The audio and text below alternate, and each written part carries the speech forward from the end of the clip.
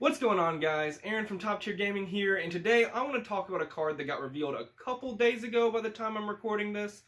It's a card I'm super excited for because this deck hasn't gotten good support in a long time, and it's a deck I really enjoy. It's Infernity, but you can probably tell from the title of this video, and it got a really good card, and it's essentially a second copy of Launcher, which, if you know anything about Infernity, that is amazing because the way the deck has sort of been hindered in the last few years, like 5 or 6 years, longer than that. I mean, the deck's been hindered with Launcher in specific for a very long time, and that's the biggest hit to Infernities, if you ask me, is the fact that Launcher's at 1.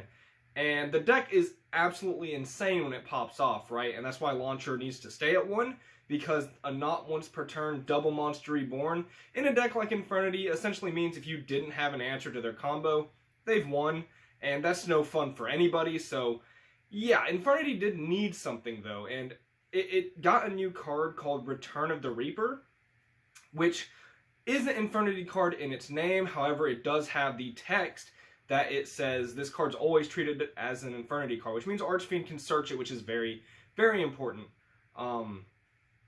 And yes, so I'll leave the card in the description if you want to check it out. I'll leave the Yu-Gi-Oh! Organization site, and you can click the link and see what the card does for yourself. I will explain it though. Essentially, you can activate the card and special summon an Infernity monster from your banished, graveyard, or hand. Now, that's amazing. Also, before I delve into this, the card lists it's always treated as an Infernity card. I'm hoping that means Archfiend can search it. I said that with a lot of confidence previously, because it just makes sense. That's usually how these things work. But if for some reason you can't search it, that will make this card not as great. It will be more like a 0 max, but it will still be probably worth playing in the deck. But assuming you can search it, this card's insane, right? And yeah, so you can special an Infernity monster from banish, grave, or hand. This is really, really good for a couple of different reasons. One, special summoning from your hand is super good because it helps you get closer to 0 cards. So this can come up in so many different ways where you need to either special a different Infernity monster from your hand, so you can like banish a Stygian to special your Archfiend, or you just have like this card and Archfiend left in your hand and you can use this to special Archfiend from your hand and get going. Now what makes this card very good in my opinion is the fact that it can special summon from banish, because this will make it, as long as you're in the middle of your combo, essentially Infernity Launcher. Because Infernity Mirage, a very important piece to the deck, it can't be special summoned from grave, which has always been one of its bigger restrictions. But if you banish it through an effect like 100 Eyes Dragon, then you can, or Infernity Wildcat, that's another thing you can banish the Mirage with. But if you banish the Mirage, you can just special it from banish, and Mirage on field is Launcher. You special 2 Infernity monsters from your graveyard. So that is very, very good. It essentially gives you one more copy of Launcher, which I really, really like because the deck honestly needs it. Infernity does have some problems. Like, it's a deck I really enjoy to play, and all you Infernity players know that the deck's really fun to play. Like, I have a combo video on my channel that it was like an hour long because I just wanted to keep playing the deck. I have several deck profiles, but Infernity have some very big issues, and that's that they just fold to hand traps very easily. And the fact that they struggle going second. And this new card, that's essentially an extra launcher, helps it play through hand traps a little, because if you have it, it's just a reborn, which is an extender, and it helps you go second in like sort of the same way. So it does help the deck's problems, but it's not enough really. The deck just really struggles. Even just one hand trap can make the deck fold. Like your first Archfiend summon, if it gets ashed, that could just be the end of your turn. The deck has ways to sort of play around this with like drag down to the grave, but it can't play cards like cross out Designator. I've tried it in the deck, it just doesn't work. I mean, it makes sense to a lot of Infernity players that it won't work because you can't really have a hand to combo and you need Designator in hand for it to do anything. And drawing the actual hand trap bricks is very, very bad. So you can't run Designator. I've tried DD Designator to play around hand traps. You can try Prohibition.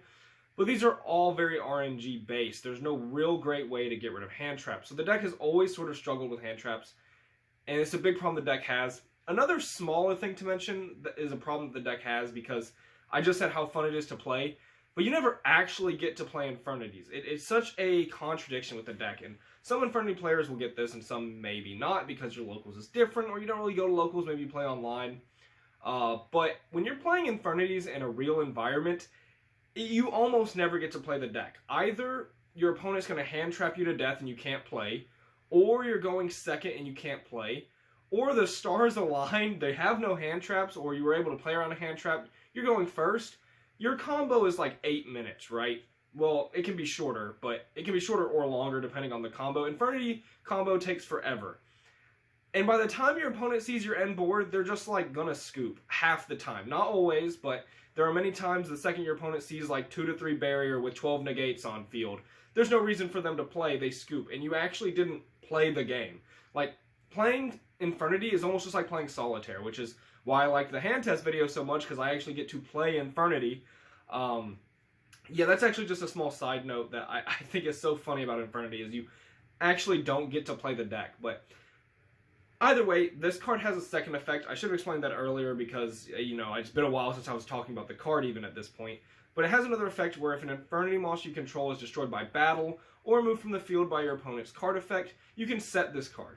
Again, this effect will not come up for the previously mentioned reasons. You don't actually play the game. Like, your opponent's not going to break your board, so it's not going to come up. But in the instance where you had like a weaker opening, or your opponent had one hand trap and you were kind of able to play it, and you're able to set up some kind of board but not that great, this could be a good form of follow-up for Infernity, because Infernity has very little follow-up at all. I mean, you have to delete your entire hand and put everything out on the field, and you're going to run through almost your entire extra deck first turn, so the deck's notorious for having terrible follow-up. But this gives it some, so that's pretty cool.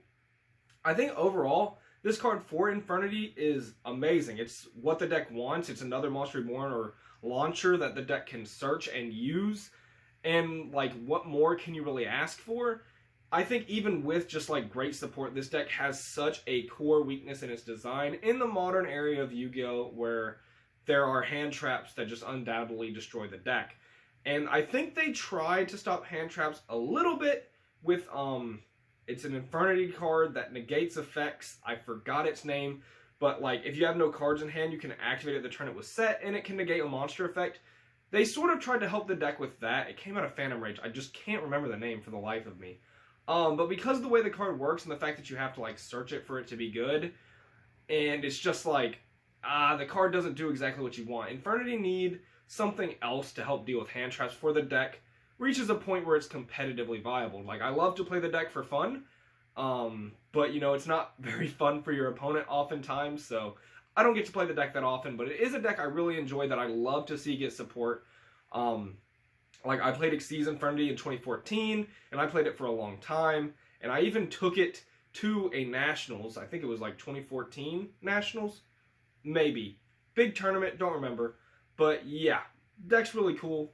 Now I'm thinking it was 2013. I'm going on a tangent at this point. The card's great. I think it helps Infernities a lot. Tell me what you guys think down below. Do you think this helps Infernity be sort of more of a competitive deck, or if it just helps it in sort of its own roguish tier and it's not going to really go anywhere? That's personally where I'm at. Is I don't think this changes the playability of the deck. It just helps the deck be a little better.